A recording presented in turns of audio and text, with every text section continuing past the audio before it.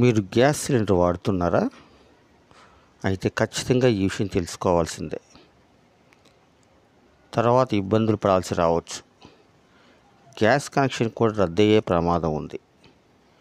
మీ gas connection మరియు subsidy వంటి సంబంధిత అప్డేట్లు చెక్ చేసుకోవడం చాలా అవసరం.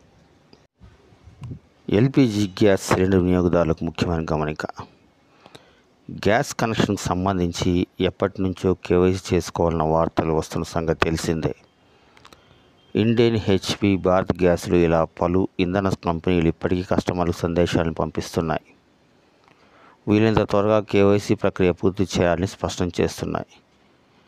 ఇంకా పత్రికా ప్రకటనలోనూ ఇది చూడవచ్చు.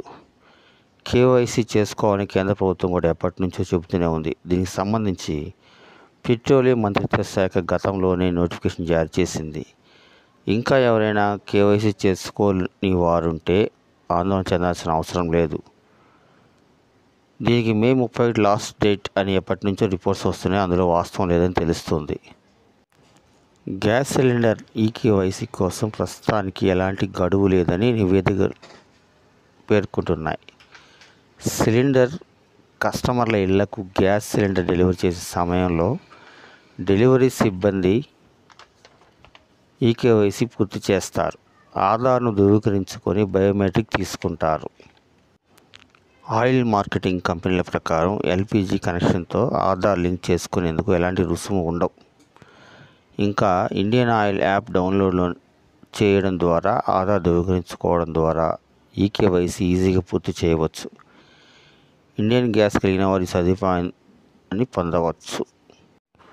ఆన్లైన్తో సహా ఆఫ్లైన్లోనూ ఇది పూర్తి చేసుకోవచ్చు. దీనికోసం సంబంధిత గ్యాస్ డీలర్ దగ్గరికి వెళ్ళి ఎల్పిజి సిలిండర్ కోసం ఈకేవైసీ పూర్తి చేసుకోవచ్చు. దీనికోసం ఒక ఫామ్ పూర్తి చేయాల్సి ఉంటుంది. అక్కడ మీ పేరు, కస్టమర్ నెంబర్ ఇవ్వాలి. దీంతో పాటు భర్త లేదా తండ్రి పేరు ఇవ్వాలి. అడ్రస్ ప్రూఫ్ అందించాల్సి ఉంటుంది. ఆధార్ లేదా ఇతర డాక్యుమెంట్లు కూడా చిరునామా పత్రాలుగా సమర్పించవచ్చు. ఈకేవైసీ ఇస్తే కస్టమర్ సమాచారం మొత్తం ప్రభుత్వం దగ్గర ఉంటుంది. కేవైసీ పూర్తి చేసే అప్పుడు నకిలీ కనెక్షన్లు ఉంటే బయటపడతాయి. ప్రస్తుతం ప్రధానమంత్రి ఉజ్వల యోజన కింద అర్హులైన వారికి ₹300 సబ్సిడీ అందిస్తుంది కేంద్రం. అందుకోసం ప్రతి ఎల్పిజి కస్టమర్ కేవైసీ చేసుకోవాలి. దీనికి డెడ్ లైన్ అంటూ ఏమీ లేదు, కానీ కేవైసీ చేసుకోవడం ఉత్తమం. లేకపోతే కేంద్ర నిర్ణయం తీసుకుంటే ఈ సబ్సిడీ రాకపోవచ్చు. దయచేసి ఎల్పిజి వినియోగదారులందరూ తమ ఏజెంట్ల దగ్గరికి వెళ్ళి ఈకేవైసీ పూర్తి చేసుకోవాల్సిన విజ్ఞప్తి.